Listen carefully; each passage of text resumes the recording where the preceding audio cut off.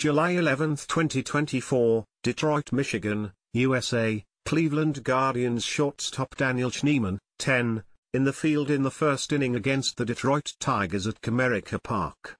Mandatory credit, Osentoski-USA Today Sports, Osentoski-USA Today Sports. Ever since the Cleveland Guardians traded away Francisco Lindor following the 2020 season, the shortstop position has been something of an unknown. The same can be said for the state of the position here in 2024. Cleveland is currently in a race for the American League Central and a spot in the playoffs after they watched their 9.0 game lead dwindle over the last 2 months. Now is the time for the Guardians to go with their best option. Using the current Major League roster, this should be their plan for a shortstop for the remainder of the year. Whether it's been Brayan Rocchio, Gabriel Arias, Daniel Schneemann, or even Tyler Freeman playing shortstop, Cleveland's biggest shortcoming from their shortstops has been the offense.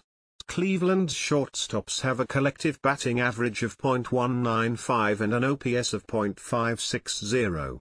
Each of those ranks bottom 3 in MLB, behind the Oakland Athletics and Detroit Tigers. The Guardians have had an inconsistent offense at best over the last few weeks, and they need to prioritize getting their best bats in the lineup to start the game. This means starting Scheemann at a shortstop is their best option for them offensively.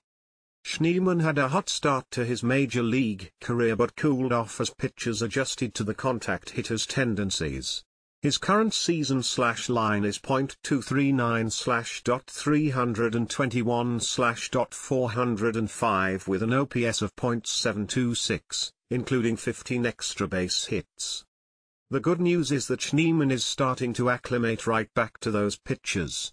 He has 11 hits in his last 41 at-bats and is hitting .400/.429/.550 in his last 7 games. He's clearly Cleveland's best option on the offensive side.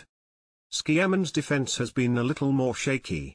He's played all around the diamond up to this point, and he's been a fine defender in those different positions.